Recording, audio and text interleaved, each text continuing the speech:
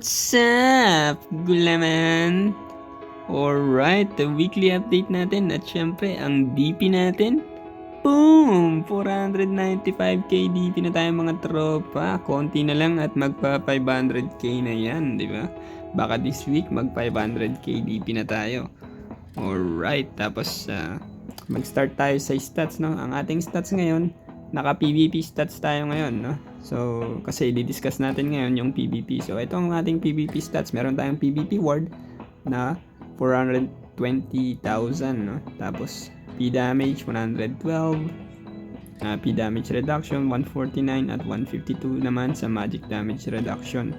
Meron tayong ignore P def na 3,200. Syempre, meron tayong PvP damage reduction na 3,500, diba? At ang P damage bonus natin ay 2246. Yan, sapat na yan para makapatay at makafast kill. Yan, tapos syempre ito yung mga iba pa nating reduction. Meron tayong reduction to the demi-human na 34% at damage reduction to medium naman na 8%. Yan, tapos ano pa bang importante? Ang sunod na importante, dapat meron ka ring neutral resistance, di ba? Tapos damage to knights, no? Ang pinaka-importante, at saka damage reduction to wizard. So dapat yan yung nilalagyan nating lahat, no? Kahit anong class ka pa, dapat mong lagyan yan. Kaya meron tayong 20% para dyan. Yan, syempre PvP bulwark at PvP fatality. Yan, tapos sa ating feathers, no? Paano ba yung feathers natin ngayon? Ito yung aking feathers na ginagamit sa PvP at PvE, no? Hindi na ako nagpapalit. So sa ating attack feathers, yan, time and space na may day and sky. Sa unang statue, pangalawang statue, parehas lang. Pangatlong statue, parehas lang. Pang-apat, parehas lang. At yung panglima, low tier pa ito, no? Tier 8 tsaka tier 9 yung ating time and space, no? Pero baka this week, dahil sa sobrang daming feathers, ma-upgrade din natin yan sa tier 10. So pag nag tier 10 yan lahat, yung mga defensive feathers naman. So itong setup na maganda, dapat ganito, no? Pero actually hindi dapat truth, dapat pag PvP virtue pa rin. So dapat sa defensive feathers mo meron kang light and dark, yan. Tapos divine feather, ganun din sa pangalawa, diba? Divine at light and dark. Yung pangatlo ko ay low tier pa ito, tier 3 at tier 2, pero in-equip ko na siya, no? Kaya ayoko ng palit. Pero itong night tier, dahil di naman to kailangan sa PvP, papalitan ko yan ng divine. Baka this week din. Yan, tapos yung etong F2P feathers natin, yan pa rin, no? Tier 20, yan, para sa ating malaking HP.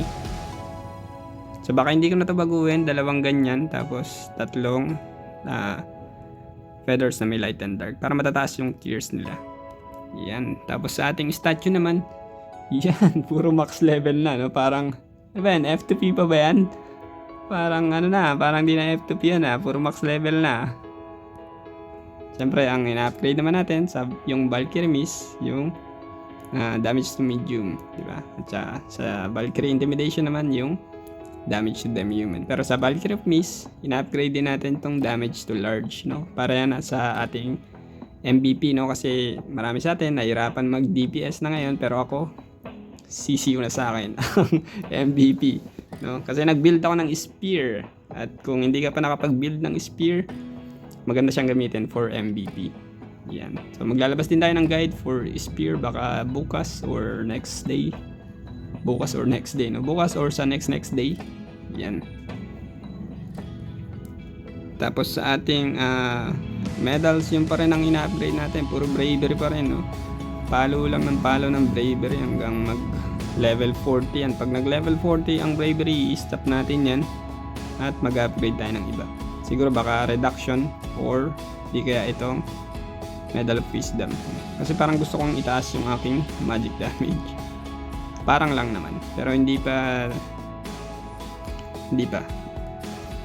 Yan, tapos sa sigils natin, no, yung pa rin yung ginagamit natin for PvP, no? Immortal Body, Gate of Suffering, Sweep Breakout at Deadlock Aurora. Tsaka syempre yung Radiant Guardian. Pero yung aking Deadlock Aurora, no, parang nararamdaman ko na hindi na siya importante. Baka palitan ko yung Deadlock Aurora. Baka gumamit ako dito ng na level 36 na rin pala siya. Upgrade ko muna. May diamonds ba ako? Yan, sakto. Upgrade na natin para level 36 na lahat. Yan. Pero baka palitan ko na tong Deadlock Aurora ng aking tawag dito, floating protection. Pero mababa pa kasi yung level niya. Ang level ng aking floating protection ngayon ay yan, level 10 pa lang. Meron niyang PvP damage reduction at P damage reduction. So, ayan na yung ipapalit ko pagka nag level 2 ito or di kaya level 3. Yan. Tapos sa ating Nebula Path, importante itong malaman. So yung Nebula Path ko, tatlo inopen ko lahat, no? Ito yung unang Nebula Path ko na pang PvP. Kinopya ko to kay Dark Berries, no? Pero hindi siya ganun ka-effective kaya papalitan ko. Ito yung updated natin na Nebula Path. Yung naglagay kay Dark Berries, walang mga attack, no? Ako naglagay ako para nakakapatay tayo, nakakapass kill tayo. Kasi minsan may sobrang kunat. Pagka yung puro papakunat lang tayo, hindi tayo makapatay minsan.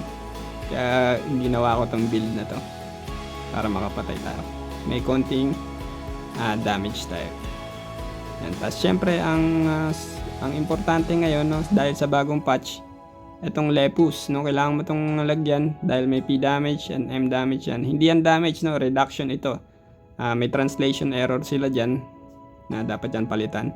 Siyempre ang sunod na importante, maglagay ka ng Eridanus na level 1 lang, no, para ito sa pag namatay ka at nag-revive ka, yung PvP ward mo ay mapuno, no? Magkaroon ka ulit ng panibagong PvP ward. Yan. Level 1 lang ang kailangan dyan. Tapos ito yung yan, pwede yung gayahin, di ba? Yun lang naman yung mga low level dyan, tsaka itong Draco level 2. Tapos yung iba dyan puro level 5 na. Yan.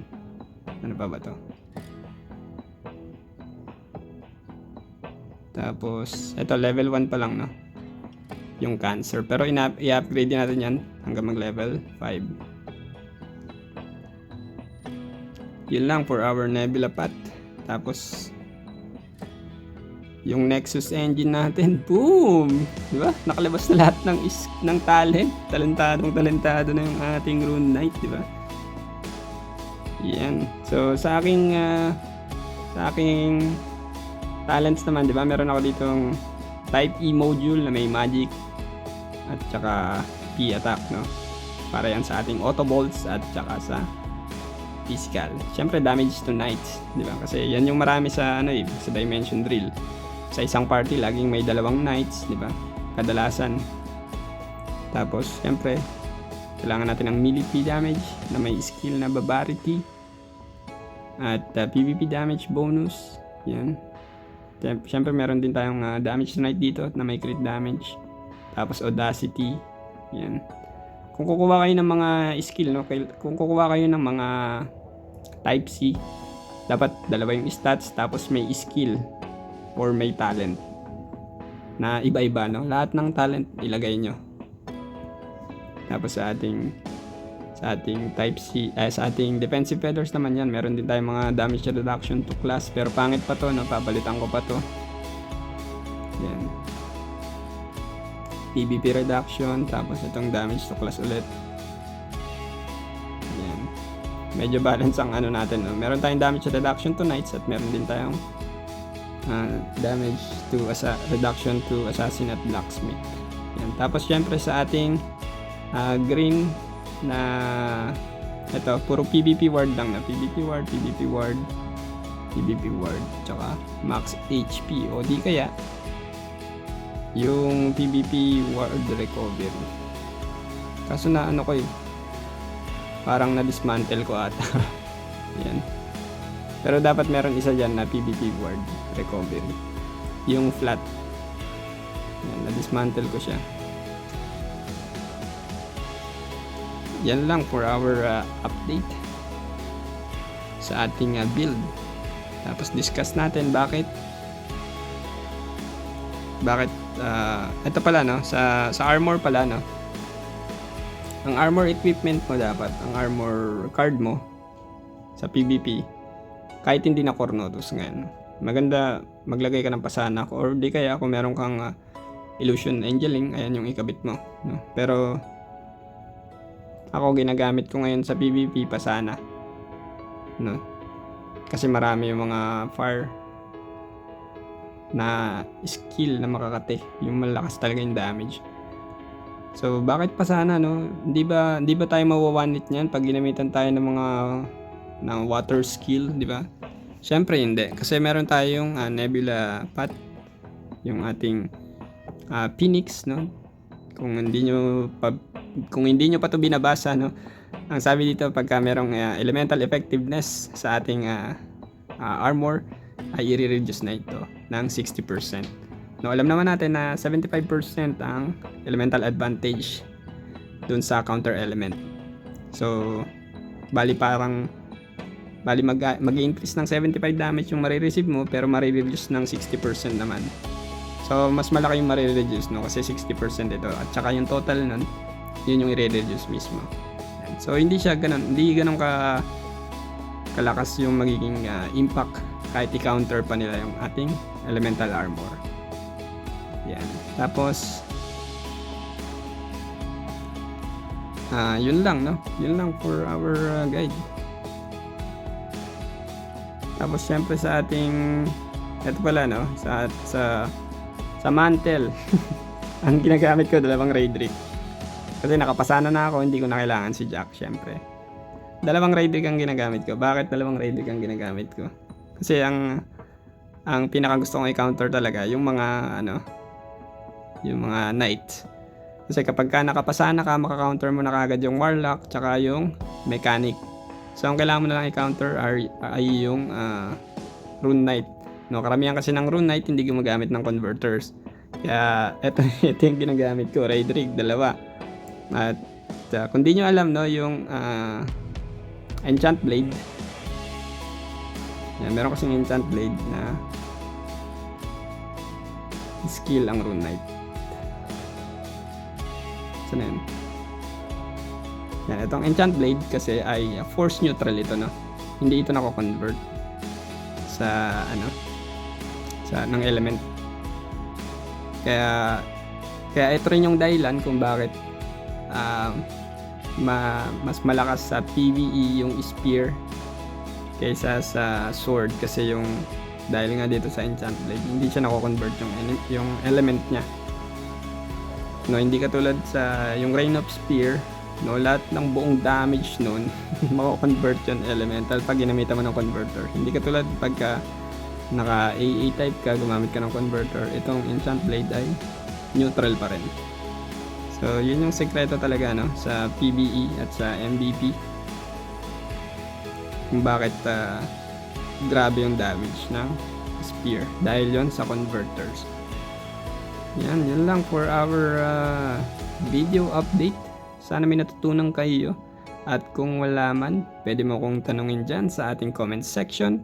At kung hindi ka pa nakasubscribe, syempre mag-subscribe ka na. Alright, peace out. Kita-kits next video. Bye-bye!